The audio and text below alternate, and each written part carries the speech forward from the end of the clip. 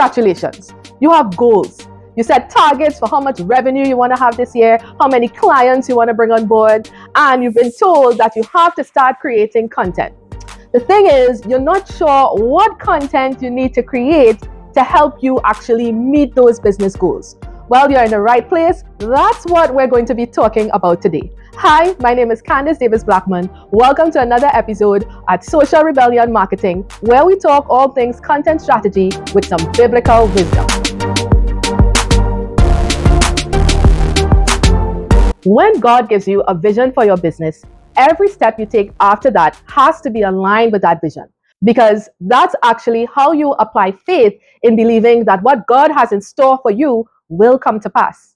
And you know everybody's favorite verse, Ephesians 3:20, that says, God is able to do exceedingly abundantly above all we ask or think, according to the power that works within us.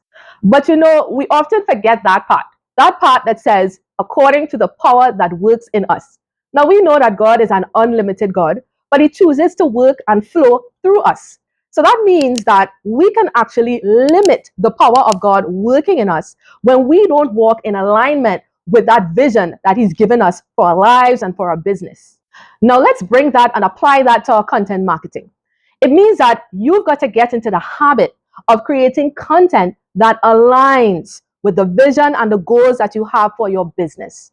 Just because you know you have to create content doesn't mean that you should just go out and start creating it sporadically and haphazardly. No, you want to make sure that it's aligned to the goals that you have.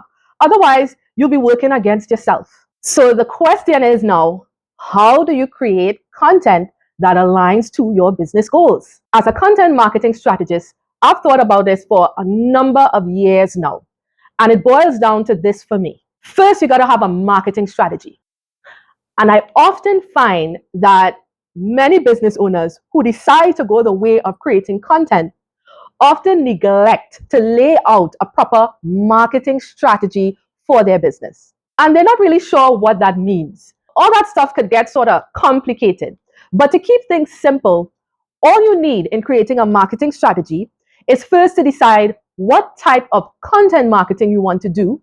And secondly, you need to have focused activity in 3 areas: building awareness, generating leads, and selling. That's it. I like to keep things simple. And I'm going to walk you through each of those areas so you have a better idea of what you need to do when it comes to building out your marketing strategy, and then having that influence the type of content you need to achieve your business goals. Now, when it comes to content marketing, there are a few things that you need to figure out. And chief among those is deciding if you're going to do long form content, short form content, subscription content, and paid content or advertising. Now, personally, I do think that having a combination of those things puts you in a very good position to generating the type of traffic that you need and deepening the connections that you want to have with your audience, which altogether actually lowers the cost of making sales. For long form content, you've got options like blogging, podcasting, or starting up a YouTube channel. And long form content is really excellent for going deep into certain subject matters, the kind of depth that you really can't give in short form content.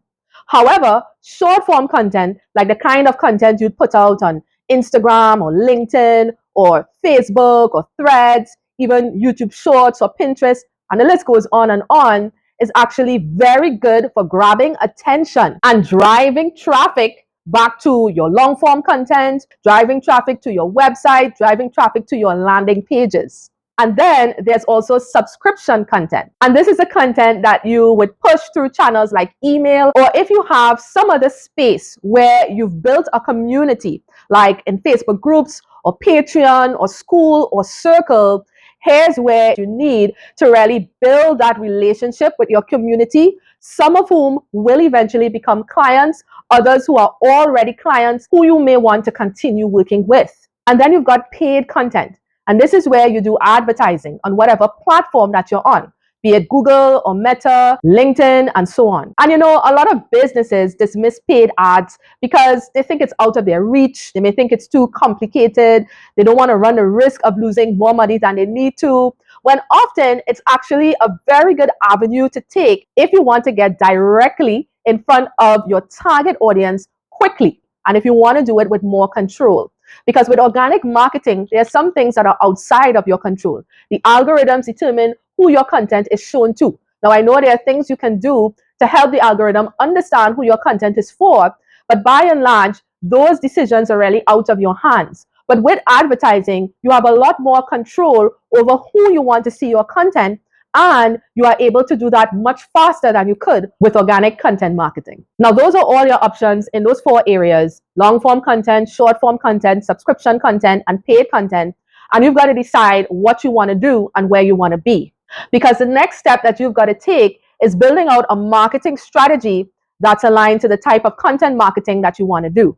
Now, remember, when you're talking marketing strategy, to keep things simple, all you want to do is figure out what are you going to do to build awareness, generate leads, and sell. And I like to deal with this in the reverse. So let's start with the selling bit. You have to know what you're going to do to actually sell. Now, it's very easy to get caught up in putting out content after content because you know it's good for nurturing and building your audience. But there comes a time when you actually have to sell. You have to know what you want to sell, meaning what's the specific offer or offers that you want to put out. You have to know when you're going to sell. Are you going to sell continuously, or is it that you're going to sell in specific periods, like what people do when they're doing a launch? And you have to know how you're going to sell. And now with that how, you've got lots of different options. And those options are very much influenced by the type of content marketing that you're doing. For example, if you're on YouTube creating long form content, then you can actually sponsor your YouTube posts with the particular offers that you have. In the same way that people sponsor with different products or services, think about it. You can actually sponsor your YouTube content with your own offers. And of course, if you're doing short form content like on Instagram or LinkedIn or TikTok and so forth, you can actually create promotional posts pushing your offers. You can do them intermittently, or if you're in a launch period, you would plan out a series of content that helps you to promote your offers over that specific period of time. And remember, when you're on social media, you always have multiple options to sell.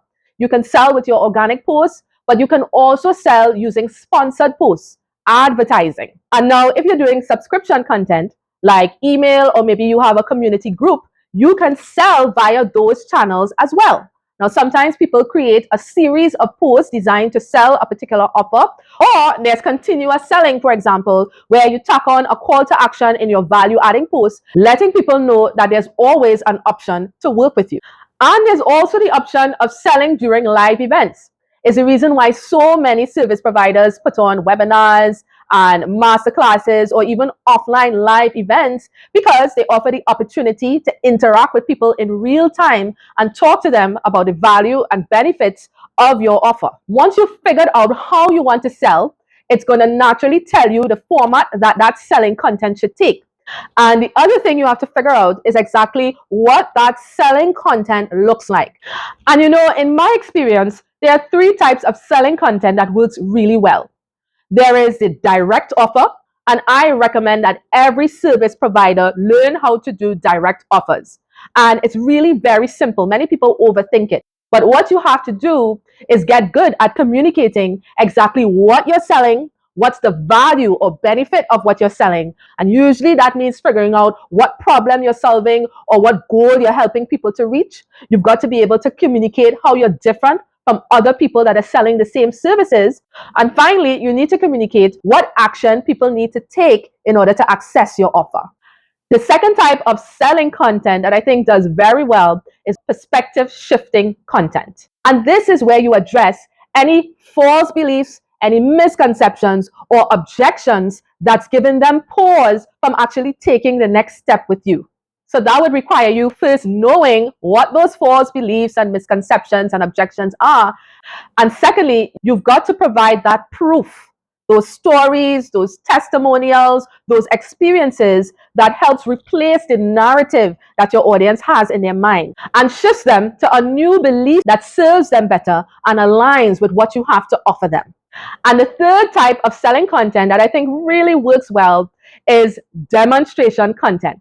And all this is showing yourself in action. So if you're a coach, show yourself coaching someone else. If you're a wedding planner, show yourself preparing a wedding. If you're a speaker, show yourself speaking. So if you practice one or more of these three types of content, it's really going to hone your skills at selling. It's also going to remind your audience that you do have offers available. And of course, it's going to encourage them to take that action that you want them to take. All right, so I said we're moving in the reverse order. So let's look at lead generation now. Now, lead generation is all about how you start qualifying your audience towards the sale of your core offers. And the biggest question here is, what do you have to offer that people would gladly exchange their information, their money, or their time to get? Now, you can have a free offer, and in the marketing world, this is what we typically call a lead magnet, or you can have an entry point offer where people either have to give up a little bit of their money or their time in order to access. And I always say, the more commitment a prospect has to show in terms of the money or the time that they have to give up to get your offer, the more qualified they will be for your core offer. And the more qualified your leads are, the less nurturing you have to do to get the sale. So what that says is that all lead generation offers are not created the same. Some will get you better results in terms of people quickly converting on your core offer, and some will require you to put in more time and effort to getting people towards the sale. Now, the simplest way to come up with a lead magnet or an entry point offer is simply to break off a piece of your core offer that answers a very specific problem. For example, if you're a wedding planner and you want to make an entry point offer, that could be something as simple as a paid one-on-one consultation with the bridal couple, where you solve the problem of them not knowing all the things that they need to consider, even those unexpected things that may crop up when planning a wedding event. And as a lead magnet, that very same wedding planner could offer something like a PDF that lays out the seating arrangements for the wedding ceremony or the reception. And that solves the problem of figuring out where to put everyone without going crazy. Now, you see, those two offers, the consultation, helping them understand all the things that they need to think about, and that seating arrangement, are all services that could be included in the core package of a wedding planner. But you're just splintering them off and offering them as lead magnets and entry point offers to progressively qualify people towards the core offer. Okay, now that you know the types of activities involved in lead generation, then you can focus on the types of content you need to generate those leads. And that can be as simple as creating pieces of content that directly promote your lead magnets, those things that you offer in exchange for contact information, or your entry point offers, meaning an offer that you make in exchange for someone's money or their time. In both cases, whether it's a lead magnet or entry point offer, you want to emphasize the specific problem you're solving and how it's going to make people's lives easier. The second type of lead generation content you can do is giving value-adding content that's directly related to the lead magnet or the entry point offer that you're promoting. For example, I have a content marketing strategy checklist that I offer to people that takes them through all the questions that they need to ask when building out their content marketing strategy. Now, if I want to promote that content marketing strategy checklist, I would create content that's specifically related to building out your content marketing strategy. Now, content marketing strategy is a very broad area. So I'll think of one obstacle or one challenge that people have in creating a content marketing strategy, and I'll share information that helps them do that task easier, and then promote the content marketing strategy checklist as an all-in-one resource that they can refer to as they continue to build out their content marketing strategy. You see how strategic that is? That's how you need to think. When you're creating your lead generation content, it's all about aligning what you're talking about with that lead magnet or entry point offer that you're looking to promote. Now, let's talk about awareness. This is a very important component in your marketing strategy. And awareness is all about what you're going to do to make new people who've never heard of you at all, aware of who you are and what you have to offer. And it's also about making your existing audience, people who know who you are, aware of what your current or new offers are. And again, depending on the type of content marketing you do, YouTube, podcasting, short form content, email content, paid content. It's going to shape the type of awareness building activity that you engage in. Now, most of you are going to go in the line of creating content to raise awareness, and that's great. You should absolutely do that. But I'm going to throw out for you some additional options that you should be thinking about if you want to build awareness and build it quickly. For example, you can run paid ads. I've said this before, but paid ads get you in front of your target audience very quickly. It also allows you to test your messages, your offers, and see which ones really resonate best with your audience. The trade-off, of course, is that you have to spend money. But everybody who's in business should understand that investing is important. And after all, you want people to invest in you. So what are you doing to invest in your business? And I tell you, paid ads is something you should consider. Do not count it out because you think it's too complicated or you're fearful of losing money. Educate yourself appropriately on how to run ads on the platforms that you're on so that it becomes an option for you in building awareness. Another way to build awareness is interviewing others or being interviewed by others. The great thing about interviews is that they help you get in front of the target audience of the interviewer. The interviewer already has a community that they've built a relationship with, a community that they have credibility with. And by being interviewed by them, not only are you getting in front of their audience, but you are actually borrowing some of their credibility as well. Collaborating with other complementary service providers is also a good idea. And by complementary, I mean other service providers who don't do what you do, but who have the same audience that you do. So for example, in the case of a wedding planner, you can collaborate with a vendor. So people who do videography or photography services, those who do cake baking services, those who offer floral services, and the list goes on and on. Another thing you can do to build awareness is doing speaking engagements. And the key here is whenever you speak, you got to give value, but you also have to let people know where they can find you and connect with you later on. And finally, you can also get involved in communities or forums where there are people who are looking for the type of services that you have to offer. So you can answer questions that come up in these communities. You can give value adding information. And by doing that, you raise your credibility and you make people interested and more curious in what you have to offer. So these are just many other options you have in raising awareness outside of just creating content that's targeted towards your audience. All right, so once you've figured out what are those awareness building activities you're going to move forward with, the next question you ask is what are those types of content you're going to create to facilitate those activities? Now, in general, there are two types of awareness content that I think works really well. The first is simply answering questions. And there's a process that I usually take all my clients through in generating their awareness content. I have them break down all the steps that they typically go through in order to deliver their service to their clients. Now, for every step, there's bound to be one or more questions that your audience has. Even if it's not a question about something they're trying to figure out, it could be something that they're naturally curious about. And all you need to do is simply address those questions, address those points of curiosity. It's as simple as that. I don't know why we tend to overcomplicate things. But if you follow this strategy, what's going to happen is that you will never create irrelevant content because all the content that you'll be producing will naturally map back to the elements of your services. So in that sense, you are actually indirectly promoting your services when you approach awareness building content like this. And the second type of awareness building content you can do is to talk about your thoughts, your values, and your beliefs on topics that are related to your niche. Remember, before people can trust you, they got to know you and like you first. So sharing things like the values and the beliefs you have that underpin the way you see life and the way you do business is going to help people get to know you better. And guess what? This is something AI can never provide. It's what makes you human, and it's what makes people get to know the real you. All right, so I hope you've seen what we've done here.